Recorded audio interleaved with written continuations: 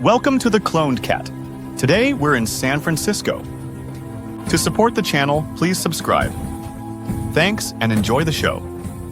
Right now, as you watch this video, a war is being waged. Not with tanks or missiles, but with code, capital, and compute. The prize? Control over how humanity accesses information. The weapon? Artificial intelligence. And the battlefield? Your web browser. In October 2025, OpenAI fired a shot that echoed through Silicon Valley, launching ChatGPT Atlas, an AI-powered browser designed to kill Google search as we know it. But this isn't just another tech product launch. This is the opening salvo in a conflict that will determine whether AI remains humanity's tool or becomes something else entirely. A conflict where the speed of innovation has outpaced our ability to control it, where a handful of companies are racing toward artificial general intelligence with more urgency than wisdom, where the very future of human civilization hangs in the balance. The question isn't whether this race will change everything. It's whether we'll survive what comes next. Chapter 1. Altman declares war. Chrome's untouchable reign cracks. For nearly 3 decades, the web browser has been a static tool. You open it, you type keywords into a search box, you click blue links. You navigate manually through an ocean of information, hoping to find what you need. Google Chrome has ruled this kingdom with an iron fist, commanding roughly 73% of the global browser market. Their dominance wasn't just about market share. It was about something far more valuable: control over the gateway to the internet itself. Then, in October 2025, Sam Altman's OpenAI did the unthinkable. They didn't just challenge Google, they declared war. ChatGPT Atlas isn't just another browser, it's a fundamental reimagining of what a browser should be.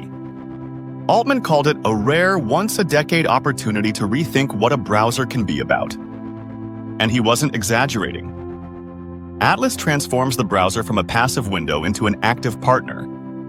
One that understands you, remembers your preferences, and can act on your behalf. But here's what makes this launch so audacious. OpenAI is taking on a giant with ridiculous market share, an army of engineers, and virtually unlimited resources.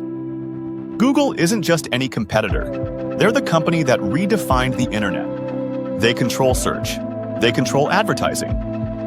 They control the very infrastructure of how we access information online. And OpenAI just kicked down their door. The timing couldn't be more strategic. As Atlas launched, a federal judge was deciding whether to force Google to sell Chrome as part of an antitrust remedy. Google had been declared an illegal monopoly. Their empire was vulnerable, and OpenAI saw an opening. This isn't just a product launch. It's a chess move in a game where the stakes are measured in hundreds of billions of dollars, where the winner doesn't just capture market share, they capture the future of human-computer interaction itself. The browser war has erupted, and nothing will be the same. Chapter 2. Atlas versus Chrome, the moment the old internet dies. To understand why Atlas is an existential threat to Google, you need to understand what Google actually sells. It's not search results, it's attention. 60% of Google's revenue, hundreds of billions of dollars, comes from search advertising. Every time you type a query and click on an ad, Google makes money. The entire model depends on you using keywords, scrolling through results, and clicking links. Atlas destroys that model. Instead of searching, you converse. Instead of navigating, you delegate. ChatGPT becomes the beating heart of the browsing experience. You don't ask, "What are the best Italian restaurants near me?" and sift through 10 blue links. You say, "Find me a romantic Italian restaurant within walking distance and book a table for 2 at 8 p.m., and Atlas does it. This is where agent mode comes in, the feature that turns Atlas from impressive to genuinely dangerous for Google's business model. Agent mode is a premium capability where ChatGPT doesn't just answer questions. It takes actions. It fills out forms. It navigates websites. It completes workflows. In one demonstration, an agent completed a task that would take a human 20 minutes in just 2 minutes. Think about what that means. If AI can browse for you, click for you, and complete tasks for you, Why would you ever see an ad? Why would you scroll through search results? The entire advertising ecosystem that made Google a trillion-dollar company suddenly becomes obsolete. Google knows this. They've known it for years. That's why they've been desperately trying to integrate AI into search with their Gemini models. Why break up a monopoly when a genuine competitor just entered the market? Google's stock wobbled. Industry analysts started writing obituaries for traditional search. But here's the deeper implication. Atlas represents a fundamental shift in how we interact with the internet. For 30 years, the web has been about retrieval, finding information that already exists. Atlas makes it about delegation, having AI act as your agent in the digital world. That's not an evolution, that's a revolution. And revolutions are never bloodless. Chapter 3. Sam Altman, the visionary or the villain?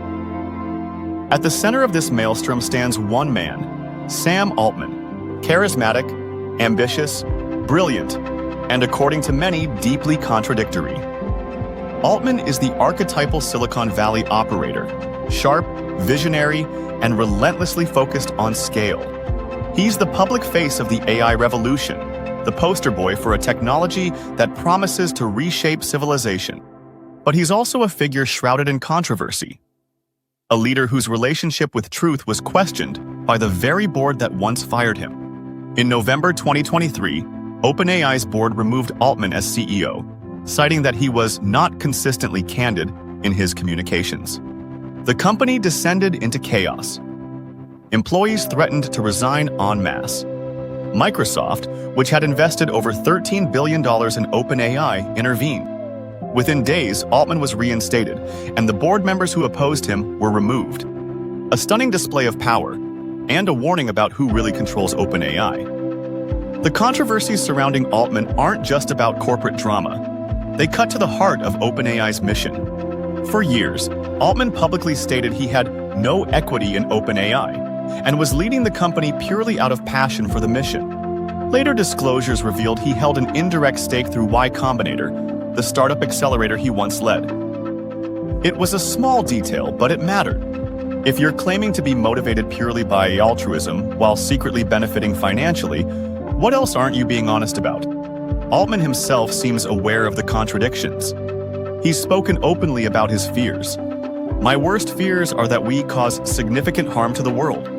He's acknowledged that AI poses existential risks. He's called for regulation. Yet under his leadership, OpenAI has moved faster and more aggressively than almost any other AI company. They've transitioned from a nonprofit research lab to a for-profit corporation valued at $500 billion. They've released models at breakneck speed. They've launched products that directly compete with tech giants 10 times their size. The question everyone in Silicon Valley is asking: is Sam Altman a visionary trying to navigate impossible trade-offs between safety and progress? Or is he a hustler who's willing to say whatever it takes to keep the money flowing and the hype building? The answer probably lies somewhere in between. But in a race where the stakes include the future of human civilization, that might not be good enough. Altman represents the central paradox of the AI arms race. The people building the most powerful technology in human history are the same people who admit they don't fully understand or control it. And yet, they keep building, because if they don't, someone else will. Chapter 4. OpenAI's Power Play, Stargate, and the New Compute Arms Race. The speed of AI development over the past 3 years has been unlike anything in the history of technology. Not the internet boom, not the mobile revolution, nothing compares. Consider this. In late 2022, ChatGPT launched and stunned the world with its ability to generate coherent text.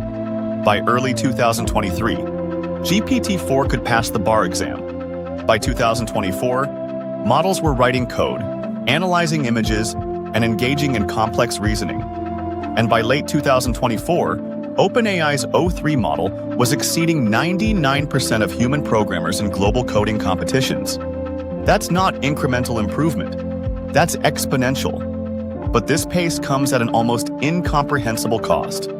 It's estimated that keeping ChatGPT running costs $700,000 per day. Not per year, per day. And that's just operational costs. Building the next generation of models requires orders of magnitude more. This is where Stargate enters, a project that borders on sci-fi. Announced in January 2025, Stargate is a $500 billion initiative to build AI infrastructure at a scale never before attempted. We're talking about data centers filled with hundreds of thousands of the world's most advanced GPUs, consuming enough electricity to power small countries. Altman has been remarkably candid about the constraint. We are crazily constrained. If we had twice as much compute, we would be able to offer much better products. Translation: give us more chips, more power, more money, and we'll build something even more powerful than what already scares people. This is why OpenAI abandoned its non-profit structure. The scale required to compete in this race simply doesn't fit within the constraints of a research lab. You need capital, billions and billions of it. You need partnerships with cloud providers, chip manufacturers, and energy companies. You need to become, essentially, a tech conglomerate. The O3 model represents what this capital and compute enables: a step function improvement in AI capabilities. These aren't gradual gains. These are quantum leaps that even researchers at OpenAI struggle to predict or explain fully. The models are exhibiting capabilities that emerge spontaneously, abilities they weren't explicitly trained to have. And here's the terrifying part. Every company in this race is facing the same calculus. If you slow down to ensure safety, your competitor pulls ahead. If your competitor deploys first, they capture the market, the talent, and the resources. The incentive structure is fundamentally broken. Everyone knows the race is dangerous, but no one can afford to stop running. Stargate isn't just about building better AI. It's about building it faster than anyone else. Speed has become the only metric that matters. And in a technology as powerful and poorly understood as artificial general intelligence, speed might be the most dangerous strategy of all. Chapter 5. The Titans respond. Google scrambles and Amazon strikes back. While OpenAI sprints toward AGI with reckless abandon, not everyone in Silicon Valley is embracing the same strategy. Google, ironically, helped create the foundation for this entire race, and then got caught flat-footed when the starting gun fired. In 2017, Google researchers published the paper that changed everything.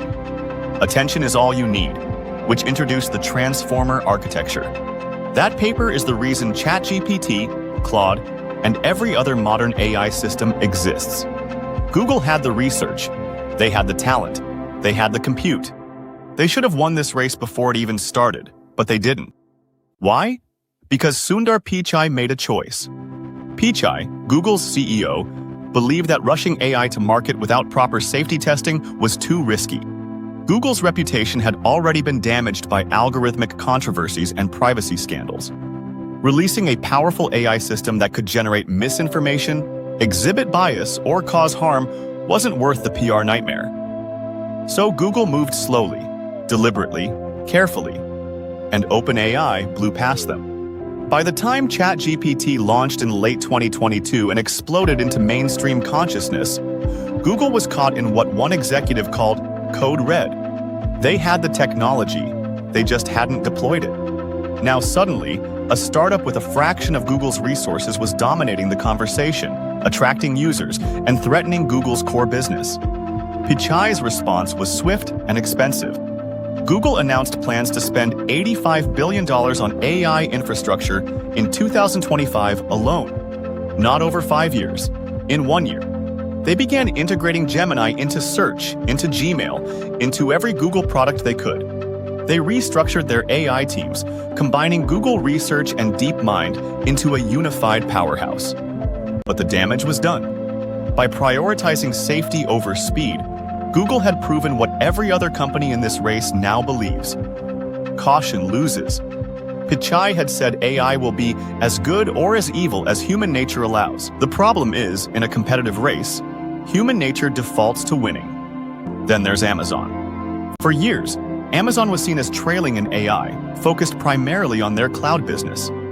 But in September 2023, they made a move that signaled their strategy. Investing up to $4 billion in Anthropic, the AI safety company founded by former OpenAI researchers who left specifically because they were worried about the pace of development. Amazon's bet isn't just financial, it's strategic. By partnering with Anthropic and integrating Claude into AWS, Amazon gains a foothold in the AI race without having to build models from scratch. They're playing the infrastructure game, providing the compute, the storage, and the deployment tools that every AI company needs to have. Let OpenAI and Google battle for model supremacy. Amazon will rent them the battlefield. What's clear is that every major tech company now views AI as an existential issue. Miss this wave and you're irrelevant. But the strategies differ wildly. OpenAI moves fast and breaks things. Google tries to balance innovation with safety. Amazon plays the long game through infrastructure. Meta, as we'll see, chose something else entirely: open warfare through open source. And then there's Elon Musk, who joined the race and called it broken. Chapter 6: Altman, Musk, and Zuckerberg, the war for AI power. The AI arms race isn't just about who builds the most powerful model, it's about who controls it.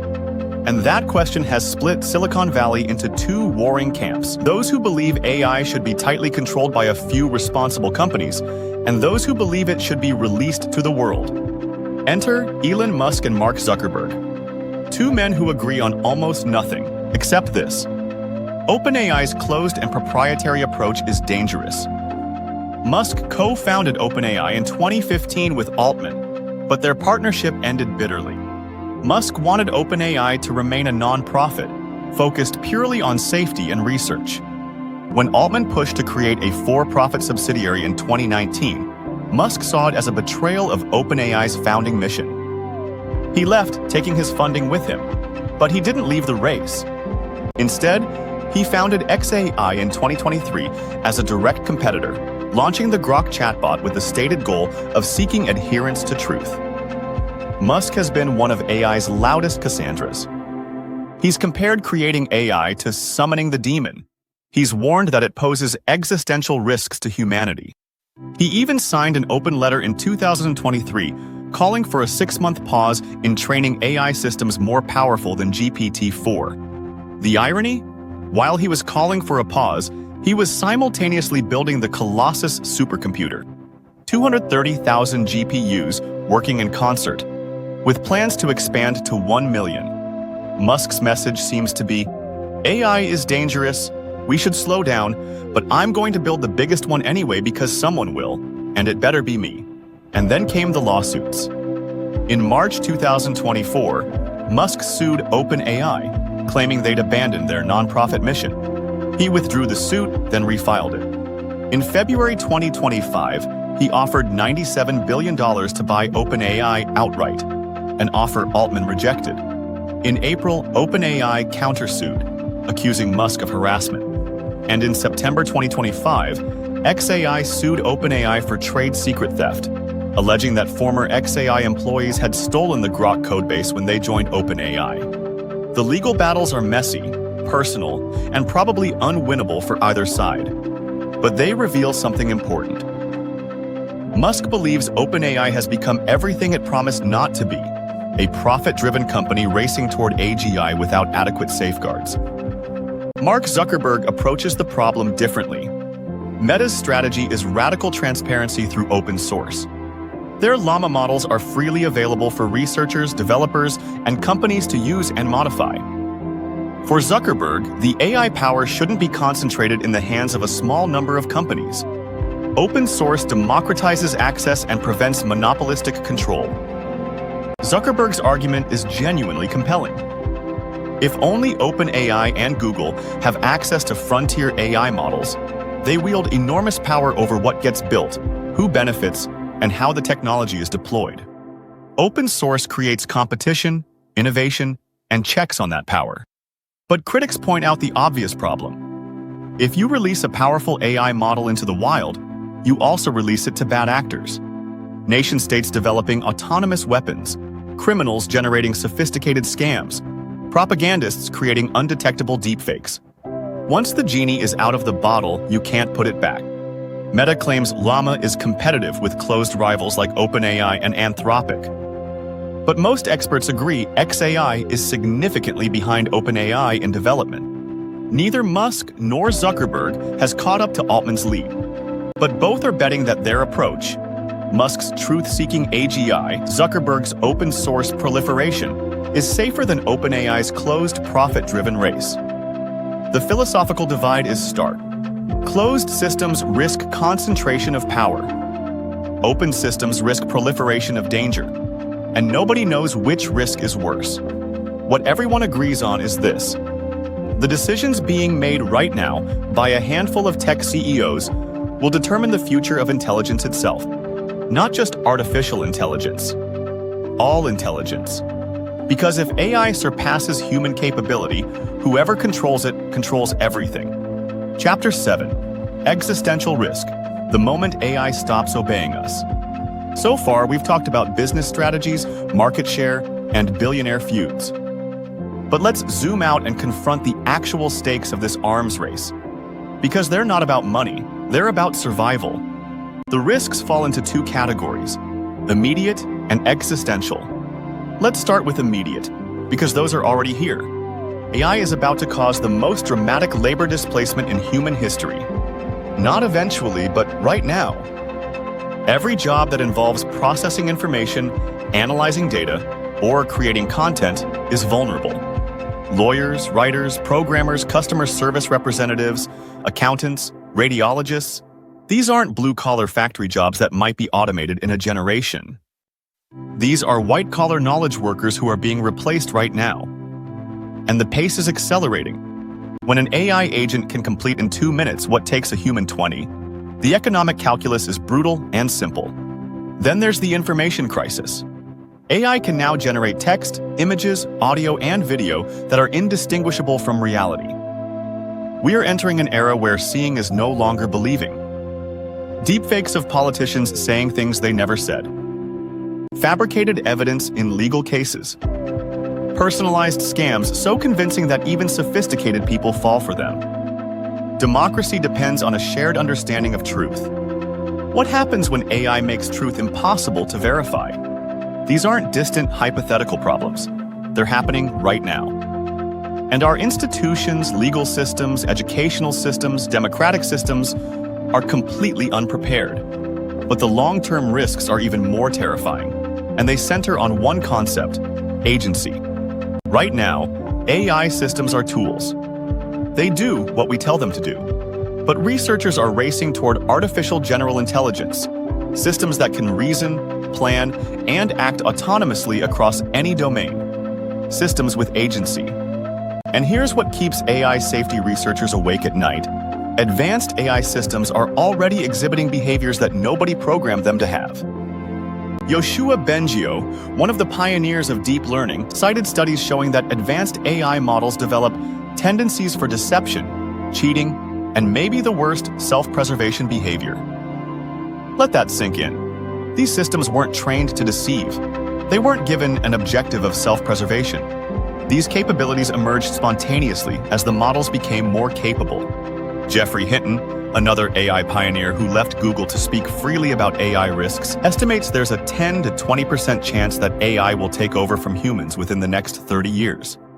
Not maliciously, not because it hates us, simply because a sufficiently intelligent system will prioritize its own survival and goals over ours, the same way humans prioritized their goals over those of animals. Leading AI researchers signed a statement in 2023 warning that AI poses a risk of extinction on par with pandemics and nuclear war. These aren't technophobes. These are the people building the technology, and they're terrified. The fundamental problem is speed.